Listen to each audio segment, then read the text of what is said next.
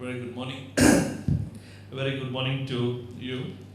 Those who are sitting at the back, if you can come forward, yeah, you will give the encouragement to Bhikkhuni Kusuma. We all need encouragement, right? Thank you. Oh, the front seaters will receive the meat.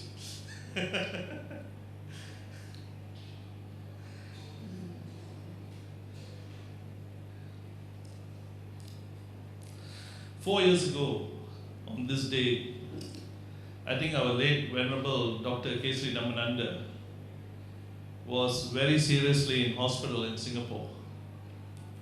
I remember this day simply because I was there in Singapore. I used to travel. At least 5 days I spent with him when he was in Singapore, Mount Elizabeth.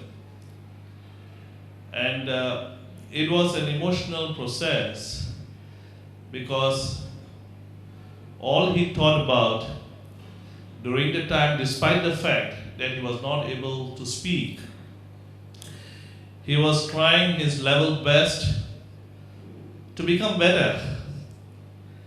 The fight in him, I saw the fight in our late chief. And all he wanted during that period of time was to ensure that the work he has done for 54 years since coming to Malaysia continued. I could see the emotions in him when every time I travel down to Singapore, I bring a book of his. And I tell him, I said, Venerable, which doctor do you want to give this book to? And he's get this joy, and you can see it in him. That was how he dedicated his life to the teaching of the Dhamma. And because of that, this being the month, and I had just went through another upheaval. I just lost my mother 1 month today. And these emotions started coming through.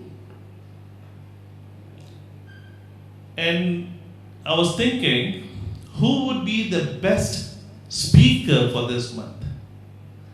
Who would be that speaker who would understand the emotions of our late chief? And I was telling our chief, current chief, I said, Chief, I don't know which monk. I don't know. And he said, don't worry. And sometimes when he says, don't worry, I'm thinking that the late chief is speaking to me because he is also using the same words, don't worry. And then I get this email from Sister Malini that Bhikkhuni Kusuma is coming. And you see that emotions of these two individuals, our late chief and Bhikkhuni Kusuma, were very close. Bhikkhuni Kusuma comes from an order of nuns. And our late chief was very, very supportive of the order of nuns. And he advised the President of Sri Lanka to ensure that the order of nuns is protected, is given encouragement to, is given that impetus which is needed. Because in all other Buddhist countries, name it Thailand, name it Burma, they do not look very highly at the nuns, isn't it? So there was this change in the perception because one man, our late chief, decided that he needed to give the support which was required of him in order to ensure that the teaching of the Dhamma becomes holistic. It cannot be only the Sangha, isn't it? The Buddha 2,500 years ago did make provisions for the nuns, although it was not taken up at that particular moment in time. So coming towards this, then our next challenge was, what is the best thing to do the theme of this series of talks in memoriam.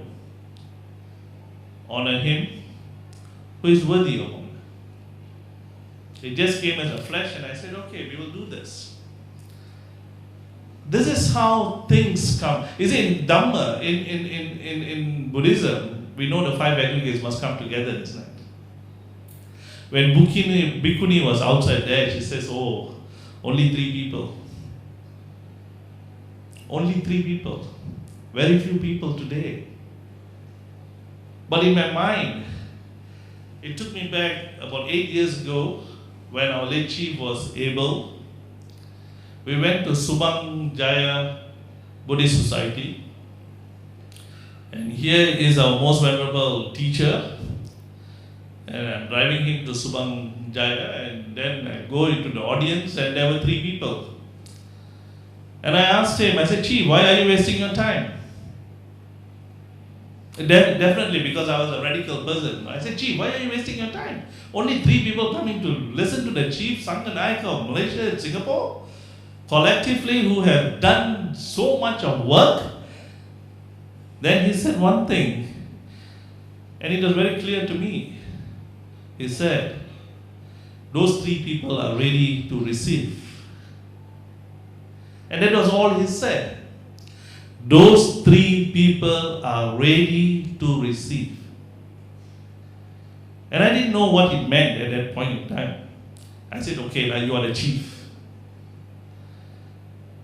And then I went back, and I came back about 6 months later, and I asked our late chief, I said, Chief, what did you mean?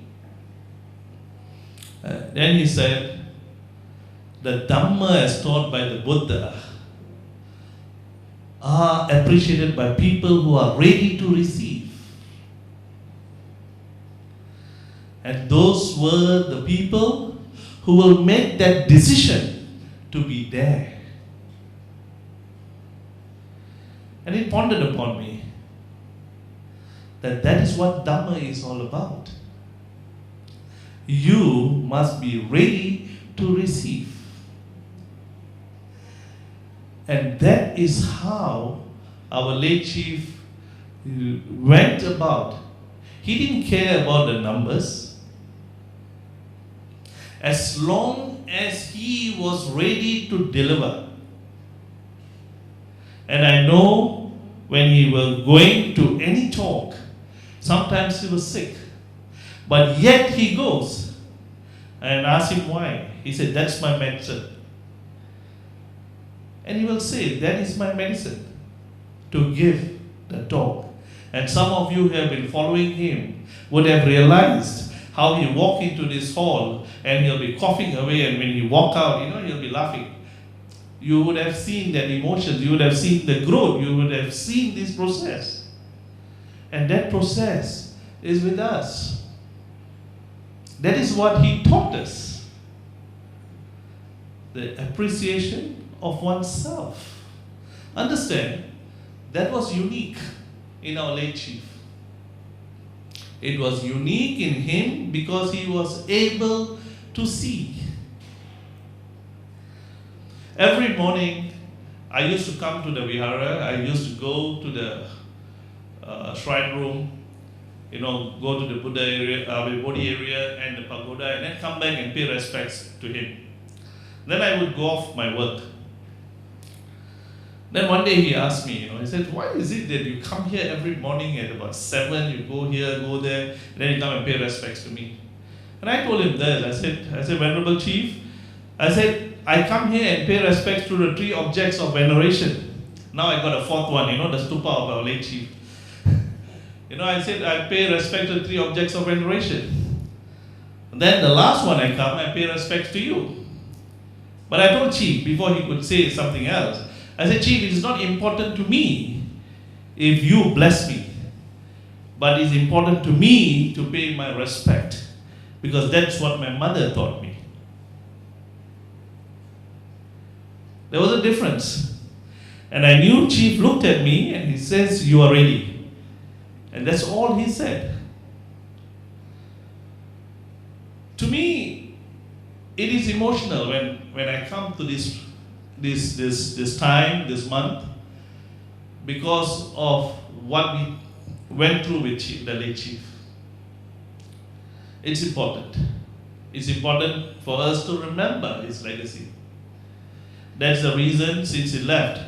I remember on one occasion we were in Singapore. I had just what made him form the Malaysian Singapore Sangha Council.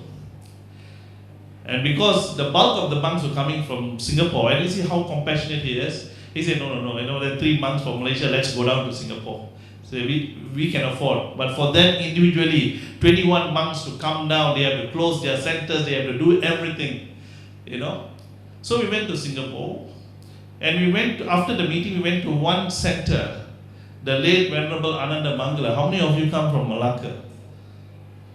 You would have known the late Venerable Ananda Mangala, who started the drama sessions, who started Kenny, Baba Nyonya. They were the product of Reverend Ananda Mangala, He was that dramatist, he was that person. We went to the center and Chief Reverend asked the current monk, where are the things of Venerable Ananda Mangala? And the current monk was there, asked who?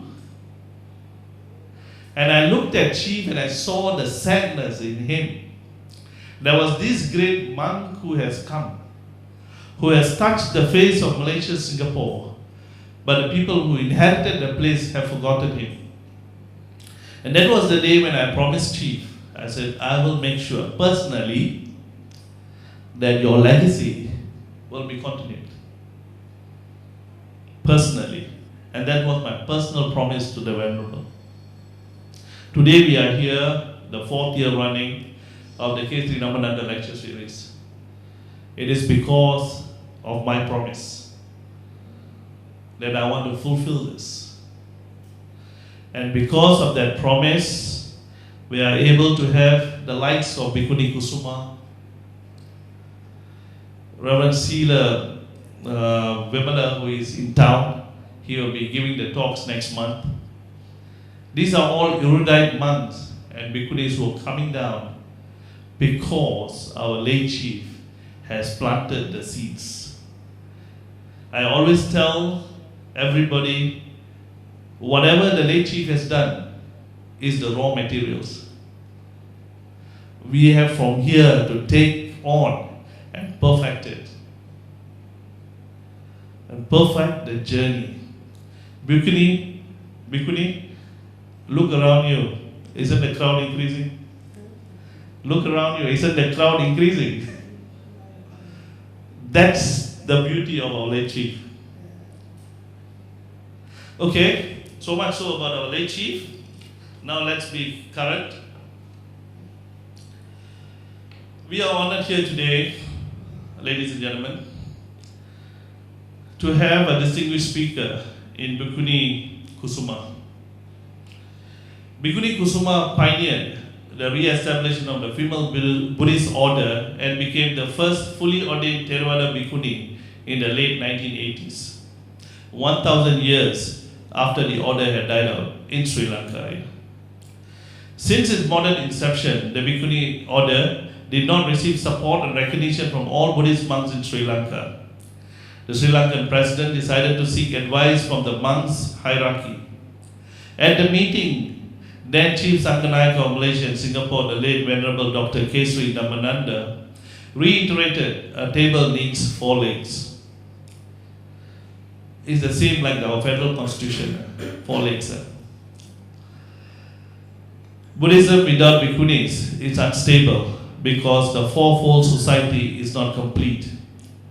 The president accepted the learned venerable's advice and accepted this position. Before her ordination, she was a university professor. Her doctoral thesis for Buddhist graduate in Buddhism was on Sati, on Buddhist meditation. She got her master's in molecular biology from the US. Her PhD thesis was on Bhikkhuni Vinaya. Currently, she has authored a book, the Bhikkhuni Vinaya, and she has brought some copies. Those of you who want that copies, please ask her. She'll autograph it for you.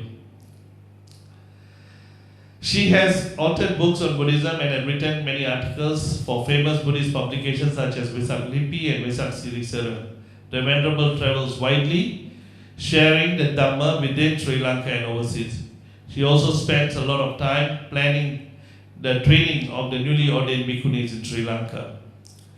Bhikkhuni Kusuma has taken upon herself the task of carrying on the efforts of her mentor, Sister Ayya Khema, in establishing the Ayya Khema International Buddhist Mandir.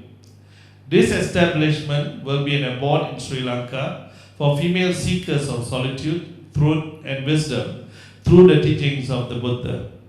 Once completed, the Ayya Khema International Buddhist Mandir will offer the study of Pali and Theravada Buddhist Sutras, Abhidhamma studies, Pali chanting, meditation, and English instructions. Bhikkhuni Kusuma is a member of the Executive Committee of the International Women's Organization Sakyadita and a permanent member of the World Sangha Council. She is also a board member of the International Elijah Interfaith Organization. Bhikkhuni Kusuma is in Malaysia for a month and a half, and she will be giving this series of lectures, team Honor Him Who is Worthy of Honor, at the Buddhist Mahavihara. Without much ado, I invite Bhikkhuni Kusuma to give a talk. Thank you, Bhikkhuni.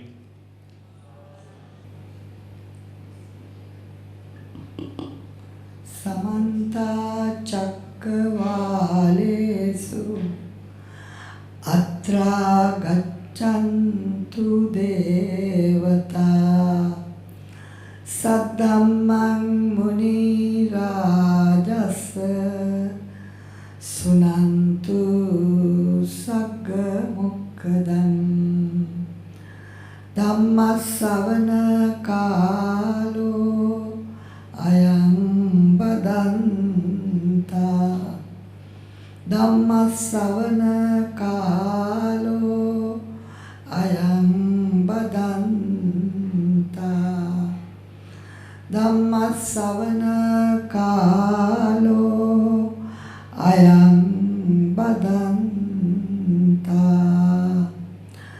Namo Tassa Bhagavato Arahato Samma Sambuddhassa Puja Cha Pujaniyanam Etang Mangala Muttamam. Friends in the Dhamma, I thank you very much for the wonderful tribute you gave me, sir, in introducing me.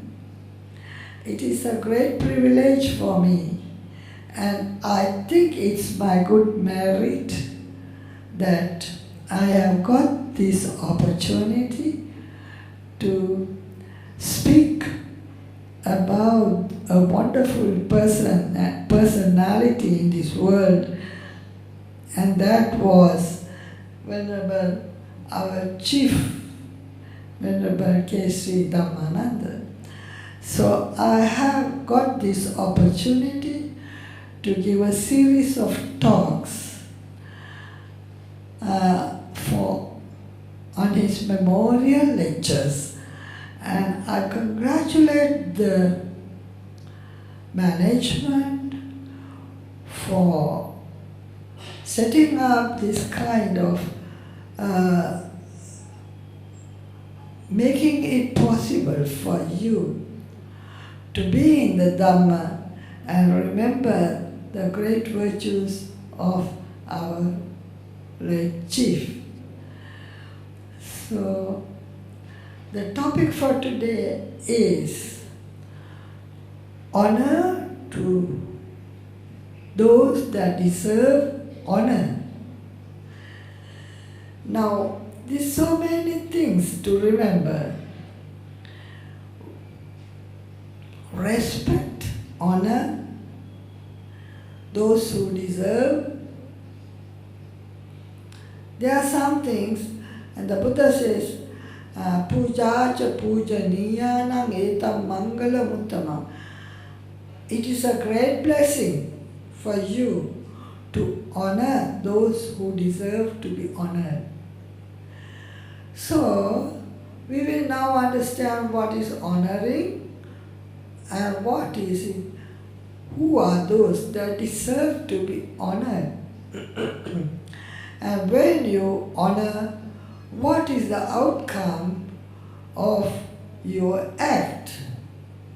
How can you honor a person? By word, by deed, by thought. You can have honor for a person in your thinking. When the thinking is honor, then speech and action is also honor. So, thought precedes speech and action. So, first we think of honoring, then we speak and act. So, it's all in the mind. And then the Buddha says, it is a great blessing for you to honor those who are worthy of honor. Why? It's a great, really, the confidence you build up in the world. Saddha, or confidence, comes out of wisdom when it is not blind faith. In blind faith, you just have to honor without any question. You don't know what it is, but you just have to submit. But in Saddha, or confidence, first we know what exactly are the qualities that deserve to be praised and remembered and held in our memory. What are those deserving qualities of a person that needs to be emulated? So, Saddha is a condition, a wholesome condition of the mind. If you have no Saddha, no confidence, then you have skeptic doubt. Whole time you are wondering, how? Why? You are not sure. And if you have no Saddha, no confidence, you cannot do any good in the world. You have Saddha in me, that's why you came today. And the committee had Saddha in me, that's why they invited me. I have Saddha in you, I have confidence in you, that's why I am here. So, all of it is depending on this act of Saddha. So, I honor them and they honor me. Honor comes because of the conviction, because of the wisdom you have developed and the advantage you know of giving respect to a person worthy of respect. The Buddha spoke the obvious. Buddha did not speak very high philosophy except when it was necessary. He spoke to ordinary people on the road, uneducated. 2,500 years ago, there was no science and technology. No hard, no hair-splitting philosophies like what it is now, but they had their own philosophies. But the Buddha spoke the language of the ordinary person, and they could understand. So, the qualities of the Buddha are also, and the Dhamma and the Sangha, are qualities which we have to respect and honor. And our late Chief Reverend is a direct descendant of the Buddha and the Dhamma and the Sangha. And he tread the path of the Sangha, giving so much comfort and happiness to the world. Because he spoke the Dhamma, and the Dhamma is the greatest gift to the world. So, it is this confidence in the Buddha, Dhamma, Sangha that made him a great person, a person worthy of reverence, worthy of respect. Every one of you, if you live the Dhamma, you will be a person to be respected as much as the Buddha, Dhamma, Sangha. Up to you. So all of us have to develop these qualities in our minds, and automatically you will be one worthy of respect. Because you will be living the life of the good and noble. And it is good for you now, and also it will be good karma for you for the future.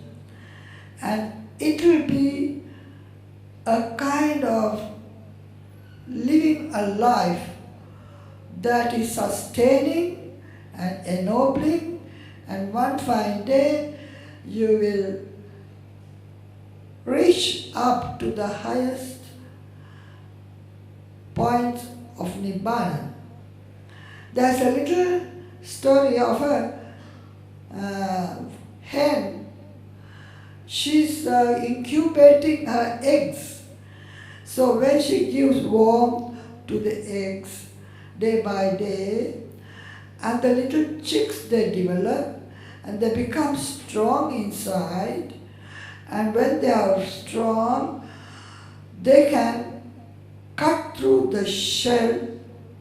They can either peck with their beak or they can scratch with their nails, and then they break the shell and come out into the world. But there must be the incubation. If the hen is not going to give that warmth, the chick will die. So it is necessary to give that warmth, allow it to grow day by day. Just like that, when we stay in the Dhamma day by day, we also become mature and strong in the Dhamma. And then one fine day, you will be able to break through the shell of worldly living. The kind of laukika or lokiya, and go into the outside of the world, into the lokuttara, the maggaphala, the nibbana. So for you to be able to be strong, to break the shell of samsara, that is the life and death, that is the shell that we are inside. So when we become mature by studying the Dhamma, by living the Dhamma, day by day we become strong and we break through the samsaric shell and get out of it into the Nibbana, the Lokuttara, outside the world. So this little story about the chick is important for us. How we have to live the life of the Dhamma. So our late Venerable is a glowing example to the world. Every moment he was living the Dhamma. He was speaking the Dhamma, he was writing the Dhamma, and he was thinking the Dhamma. His thoughts were Dhamma, his speech was Dhamma, his actions were Dhamma. This is what we have to do if we have to honor him. That is the best honor we can give him. to follow his footsteps. Each one of you can become a vehicle for the Dhamma, just as much as he rose to fame and lot of fortune around the world, a much respected personality, because of his Dhamma. So, it is a reason for us to have confidence, saddha, and then try to follow his footsteps. So, when you have confidence in someone else, confidence can be for anyone, any good in the world. If the wife has confidence in the husband, then she will look after the husband, and then she will be loyal to the husband, and she will be happy with the husband, and there will be a good family. If the husband has confidence in the wife, then he will always support her and always give her all what she likes, and then there will be peace and harmony. But if they have no confidence in each other, then they will live their own life, and then there will be chaos inside.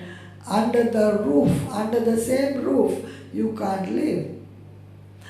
So we have to have confidence, and confidence is giving love, giving metta, giving loving kindness.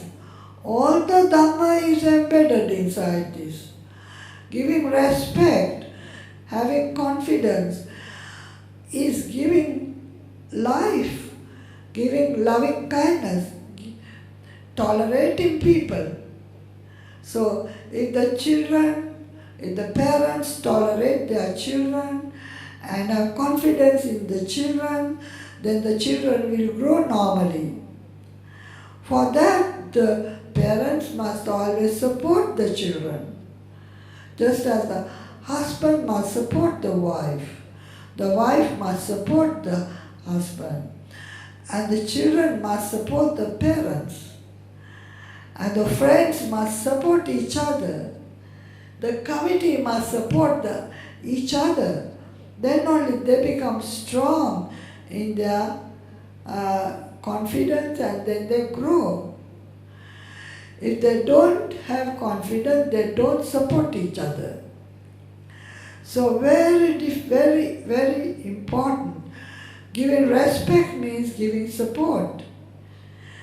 Giving honor means giving support. It means you acclaim and try to live that life and understand the value of it for yourself and for the world. So, giving respect is having confidence, understanding the nature with wisdom, understanding the qualities of that person.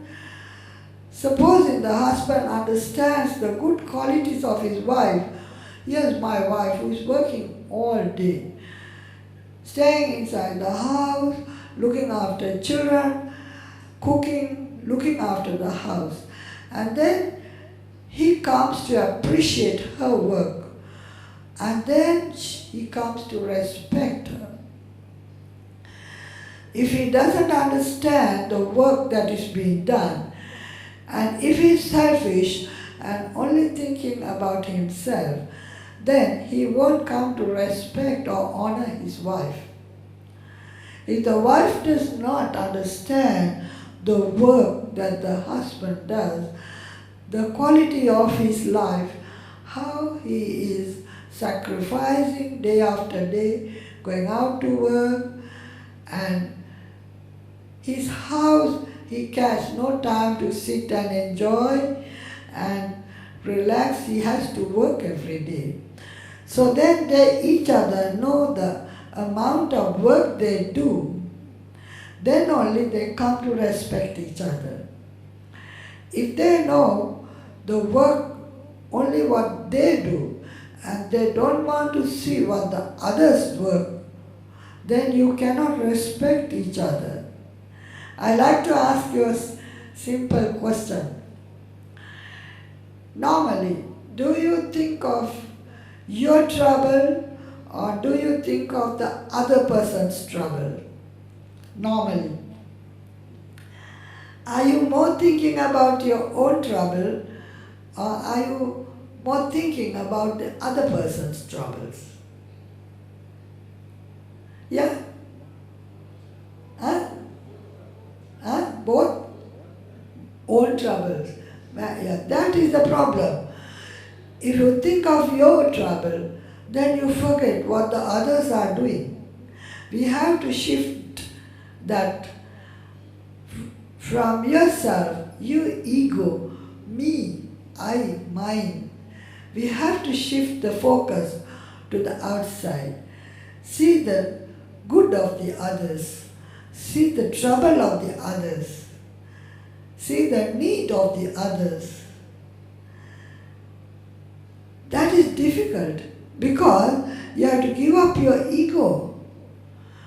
Normally, I want to ask another question.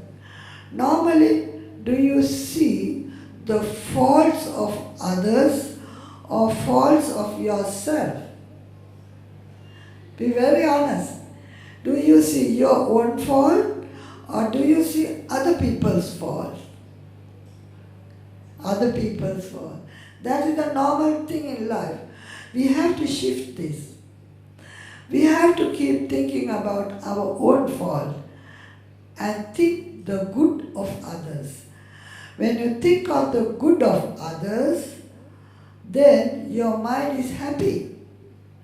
When you think of other people's faults, then you are always unhappy because you think, I am good, they are bad. We have to change it.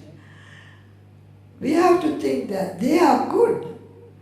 Remember the Buddha? He saw so much good in Angulimala. Angulimala is a criminal of the worst order. But we will never think any good of Angulimala.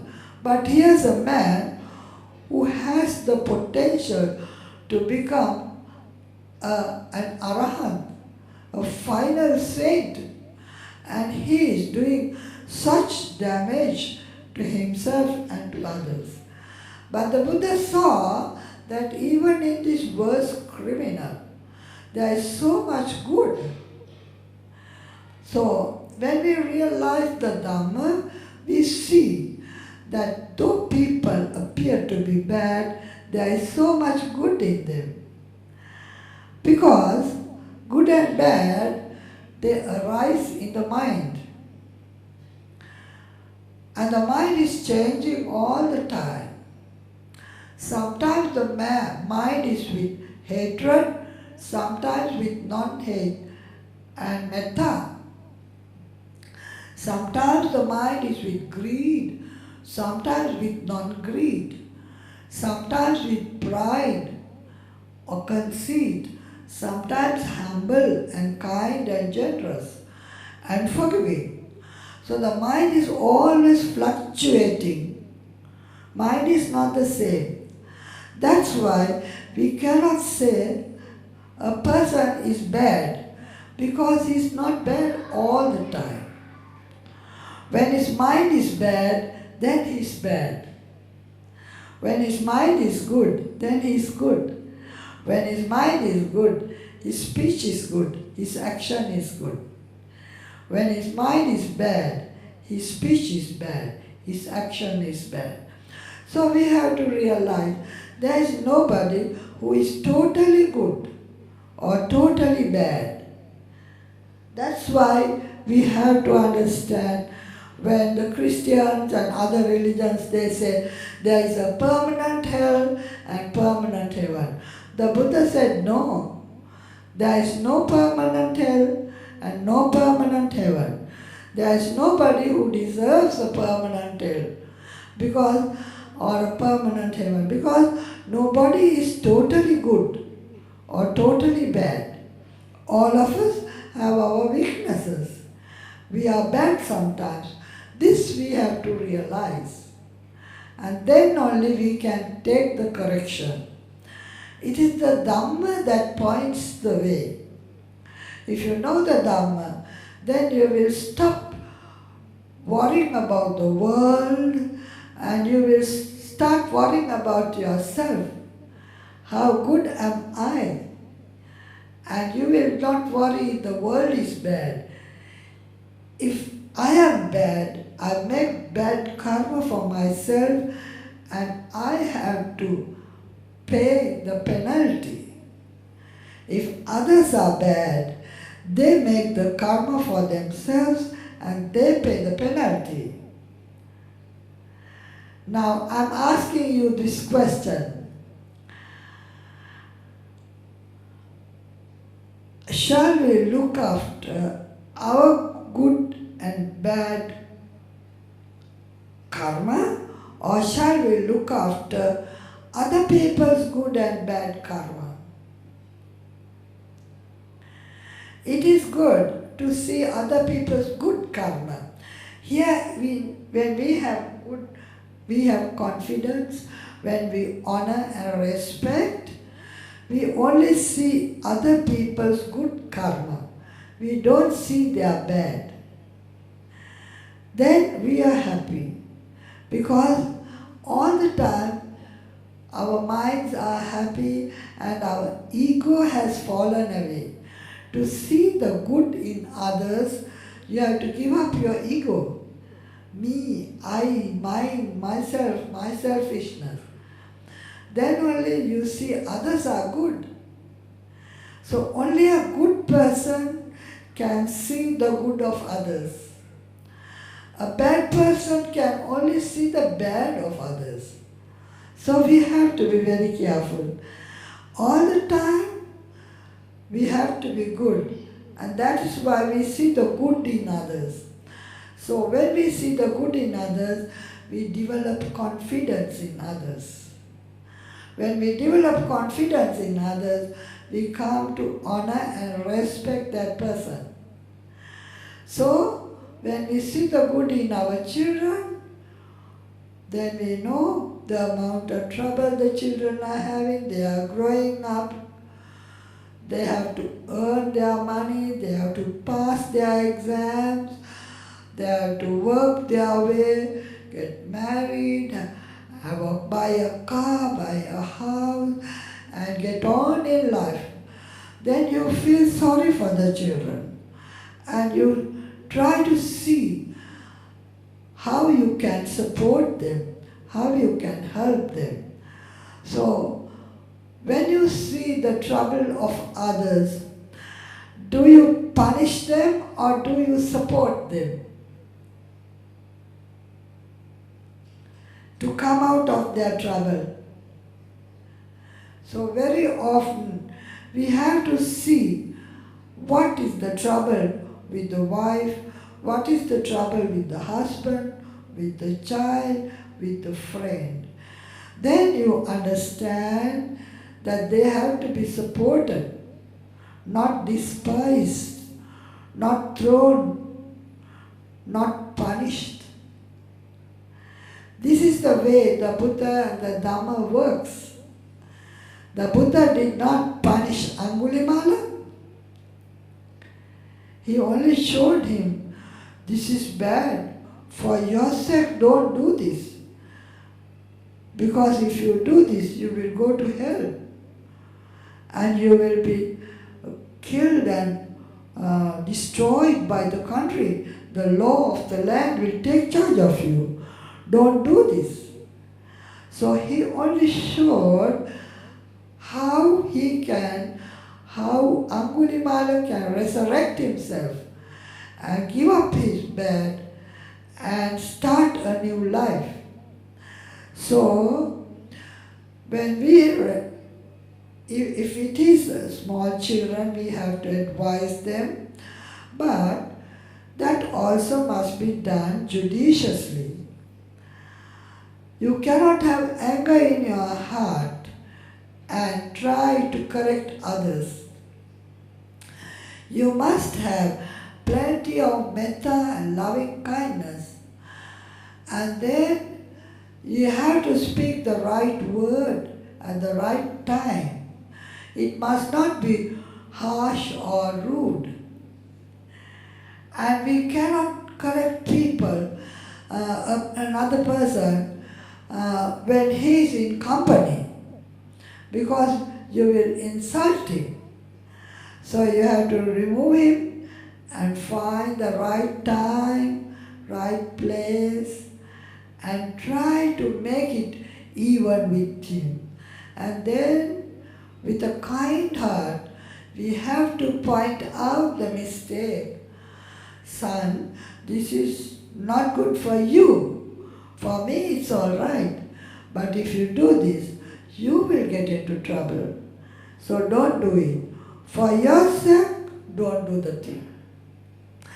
Then only that he will come for peaceful participation and he will come to honor the advice.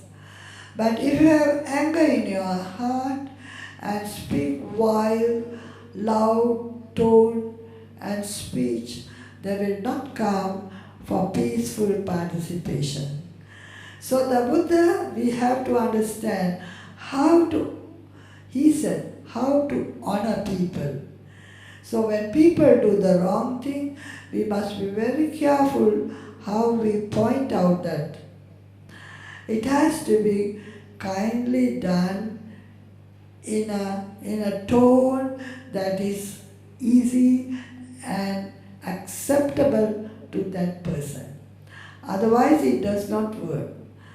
So the Dhamma points out how to develop confidence. That also, with confidence in your heart, you can say, you are a good person. Didn't he say that to Angulimala? You are a good person, but you are doing something miserable. Because you don't know that you have so much good in you. So give up this and develop the good in you. Then you will be a great person. So that is how we have to advise others. For that we have to have confidence and respect for others. So when you have respect, you talk to them in a way, you are a very good person. But when you do this bad thing, it is bad for you and bad for others. And your good will not grow. Your bad will grow. So all good must be supported. That's what we believe in, giving respect to those that deserve respect. So the good will grow. Especially parents, mothers, teachers, elders, and those who are worthy of respect. It means those that have good virtues. A mother is respected because she has virtue of a mother. If she has no virtue of a mother, she is not a mother. We respect the Buddha not for the clay and not for the image of clay. We respect the Buddha for the virtues of the Buddha. The Buddha is what the virtues are, not the appearance, not the clay, not the image. We respect the Father because he has the qualities of the Father. That's why he is respected. If he has no qualities of the Father, then he doesn't deserve respect. So people change all the time. Some are good, some are bad, sometimes they are good, sometimes they are bad. But the innate goodness is there, and we have to tap at that resource and try to develop the innate goodness in people. So we have to address to the good of the people, and the good will grow. Just like, suppose there is a field And this field has paddy plants, paddy. And then there's a lot of weeds also growing. But you find the weeds don't need any support. The weeds don't want water, weeds don't want manure, weeds don't want protection. They just grow. But the paddy plant, it needs water, it needs protection, and it needs manure, and even the grazing animals will come and eat the paddy plant. It won't eat the wild, what do you call it?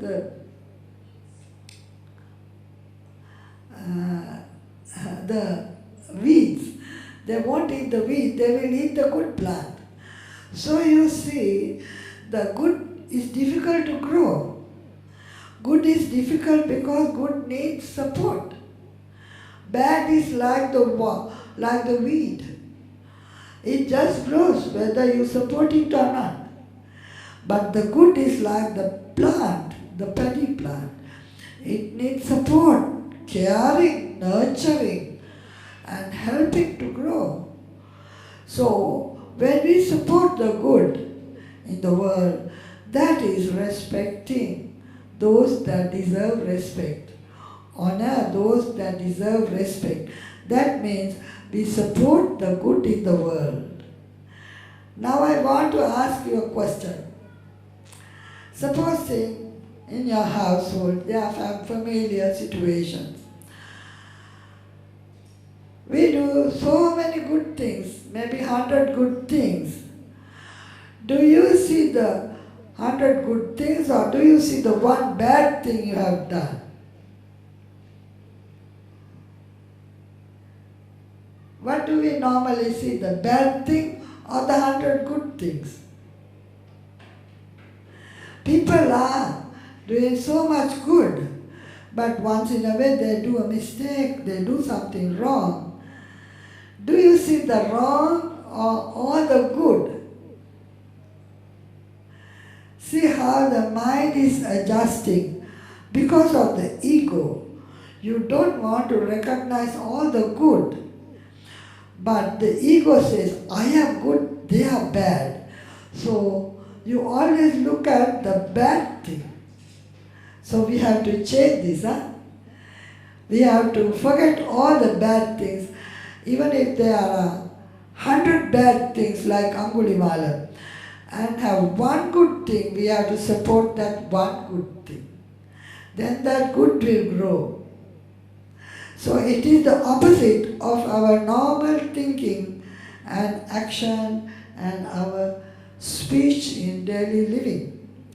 So even in the children, if you see something good, we have to support that good and uphold it, giving gifts, recognizing and saying, keep it up. So they are encouraged to do good. But if you keep on telling him, you're bad, and then the good will die, because the good has no nourishment to grow. So we need, even in the wife, we have to see the good in the wife and give the support, giving gifts, giving love, caring, sharing, and bring out the good in her. So she has a chance to develop the good. In the husband, you have to see all the good in him and give it a chance to grow and recognize the good in him. Then only he becomes a good husband. In the mother, you have to see the good in the mother and respect the good, honor the good, and then the good will grow. But if after doing so much good, you speak only of the bad, then what will happen to the good? It will die a natural death. So, honoring is so important. It means you have confidence, it means you see the good in others, It means you follow the good, you emulate the good in the world. And especially when you are in the Dhamma, then your thinking is good, and your speech is good, and your action is good. So, you can see in others too the good. So only the good person can see the good in others. So we have so much to learn in this one, in the great chief that we had. He always saw the good in others. If he had to see the bad, he will be so mild and easy and joking, but he will not be strong and harsh and rude. Normally when we see the bad in others, I want to ask a question. If we do the bad thing, do we think of it strong and harsh and bad?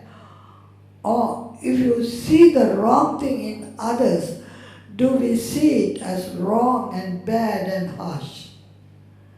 If it's your bad, how do you see? If it is other people's bad, how do you see? Normally, you see the bad in others, then you become angry, and then you use rough and strong words and loud. But if it is your wrong, you think it's small mistake. If it's your own wrong, you don't like to think it is bad. You think it's a small mistake. But if it is other people, you think it's a big mistake. For other people, small mistake is a big mistake. For you, even a big mistake is a small mistake. That is how the mind, the ego is working. So when we know the Dhamma, we must know how the ego and pride and conceit is working in our minds. That is why we don't like to see the good in others. For you to see the good and honor other people and respect others, that means you have to give up your selfish ego, me, I, mine, pride, conceit, all the bad, the unwholesome traits in your mind, you have to give up to see the good in others and support the good in others. So it is a very wholesome action of the mind. It is the mind that brings up this ego and me and I and selfishness and pride and conceits. So we must realize, under the tension of these unwholesome actions, we cannot see the good in others. So we have to give up all our unwholesome actions, our greed, our hatred, our fears and doubts, our skeptic doubts, we have to give up before we can see the good of another person. So it all revolves around our thinking and the Dharma that you have in your heart.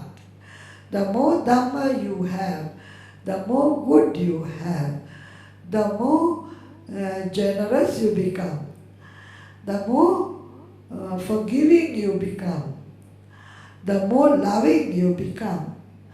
When people do the wrong thing, you think it lightly, not strongly. You think it is a small mistake and you forgive. If you think it's a big mistake, you can't forgive.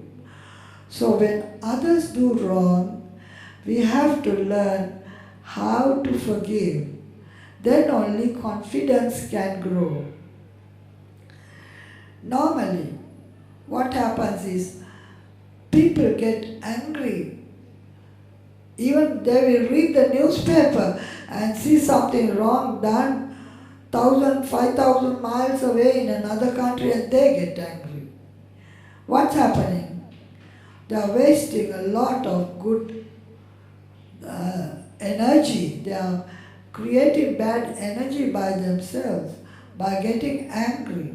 Or they will see or read a book, or they will see the television, say something wrong, and then you get angry. And then you think about it and you speak about it. And then the mind becomes confused and you can't see the good in the world. But if you look at good, and that's why it's important for us to have on the TV display of good things for the children, for us. So we see all the good that is happening, and we like to support the good, and we like to imitate, and we like to emulate the good in the world. But there is so much violence shown in the TV, and little children think this is life. They don't know what is good. So we must be very careful that the world is promoting all this greed, hatred and ignorance. And people in the newspapers, all what they say is how some bad crime has been done somewhere, and people read it and they think this is life. Children, they don't know. They think this is life. So we must change this pattern of the mass media. Because when we were children, and in the previous life, times, long ago, there were no mass media. So people lived a happy life because people didn't know other people's faults and wrongs like what we see in the mass media. So they lived a very humble life. They were able to become good and noble people because they saw the good in other people. And that was highlighted. It seems in Sri Lanka, people did not take intoxicating drinks.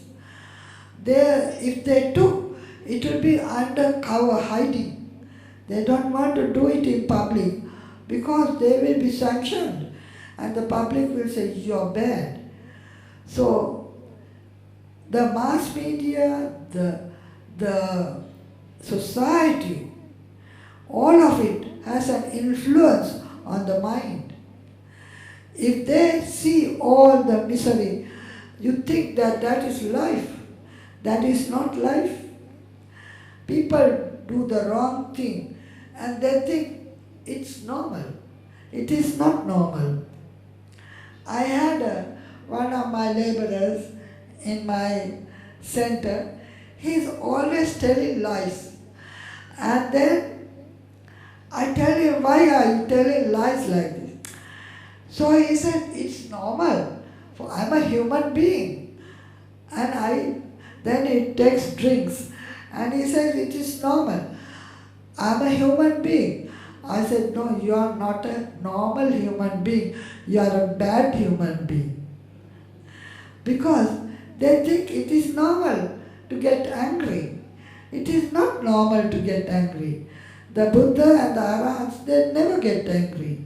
Even we who are in the Dhamma, we never get angry. When people do the wrong thing, we have to feel sorry for them and try to forgive them and try to help them to grow. So that is the Buddha's way of developing confidence in others.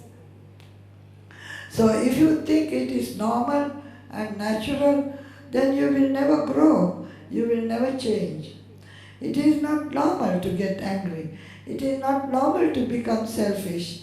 It is not normal to become greedy. It is not normal to become conceited and proud. It is not a habit. It is only a habit in the mind, a bad habit. So when you realize that they are bad habits, you know how to give them up. And the Dhamma helps you how to give up your bad habits and become good. And that is the way you develop confidence in yourself and you develop confidence in others. And that is the confidence that makes it possible for you to respect other people and see the good in other people.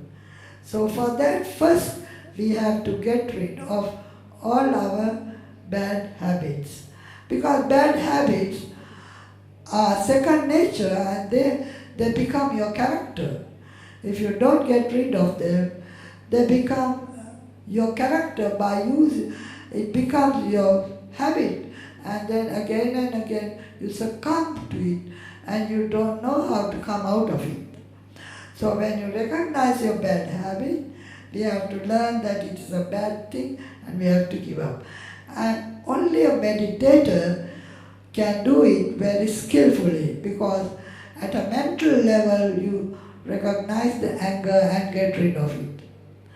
If you are not a meditator, then the anger will be in the mind, then you will speak it, and then you will act on it. And then you commit yourself, and then you have done the crime, you have done the bad karma. When you are a meditator, before you will speak and act, your mind will tell you, this is wrong thinking. Stop it and give it up.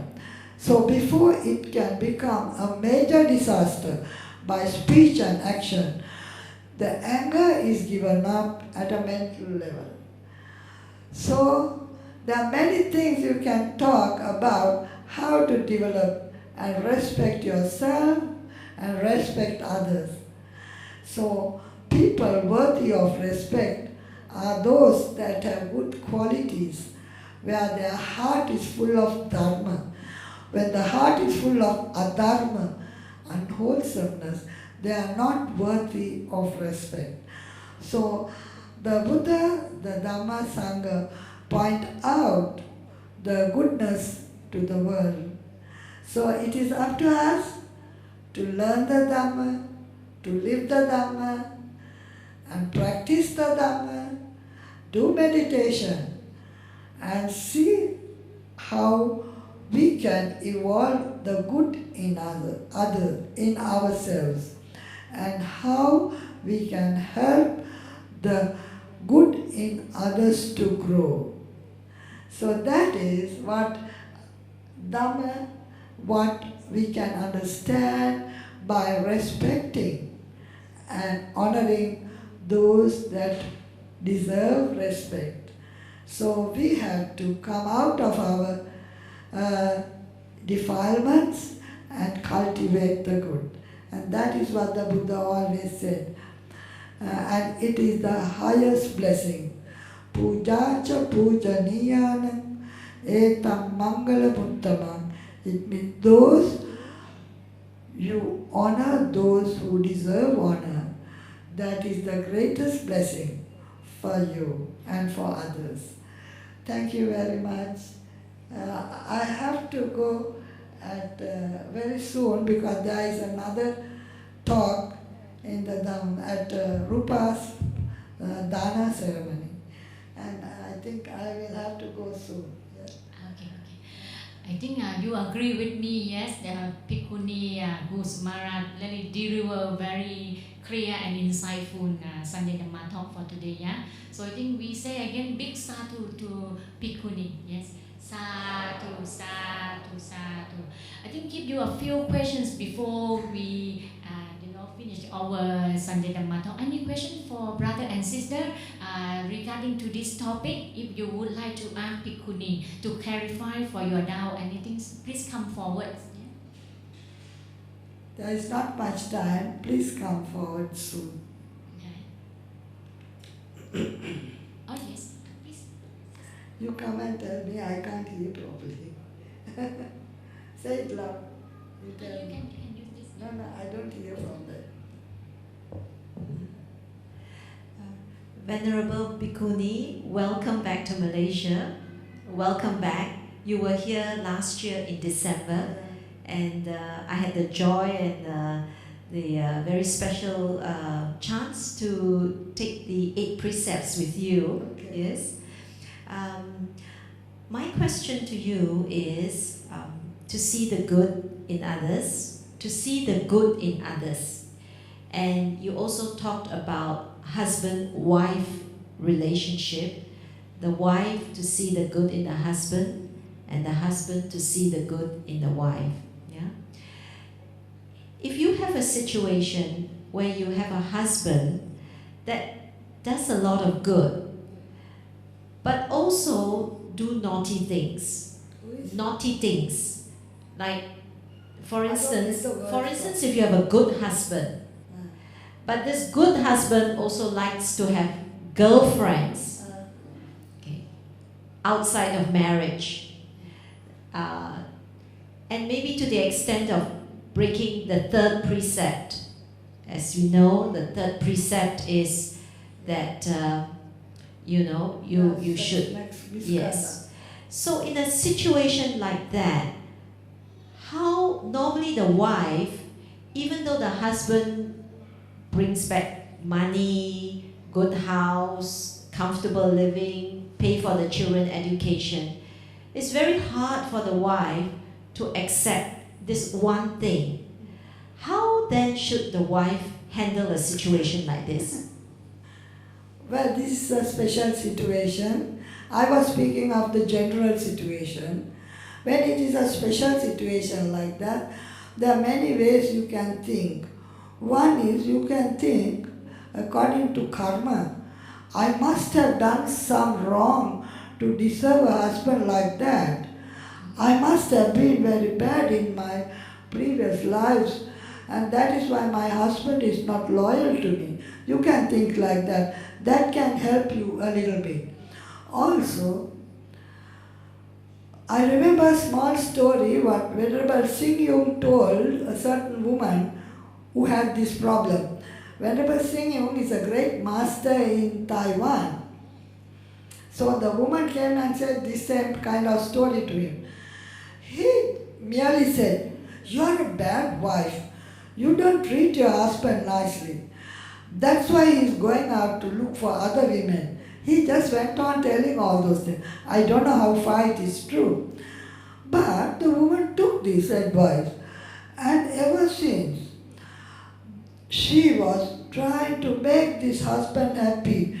Whole time going behind him and making him happy, giving him food, talking to him nicely, and making him happy. One fine day, the man asked, "How is it that you have changed? You are a good woman. You were never like this. You were always scolding me and blaming me and hurting me." And the woman said, "Venerable Shin Yung told me I have to give love to get love. So because I want love, I am giving you love. And he is the one who told me to do this." So he laughed, and ever since he gave up all his mistresses and he became a good husband. So there are many, many ways to tackle such situations. Sometimes you have to give up. Sometimes they are too bad, you can't support, you can't stand it. Sometimes it may be just giving up without anger. Good to give up without anger and understand that is his nature, which cannot be changed. And then come to see only the good things, your house, your children, and look after all those things. Be satisfied with whatever you have. So maybe the situation will change when you change your response. If you respond in a equally bad or violent way, the situation will not change. So if you give up and allow him to live his life and you be happy with your own life, then also there are many ways that you can tackle there are special situations.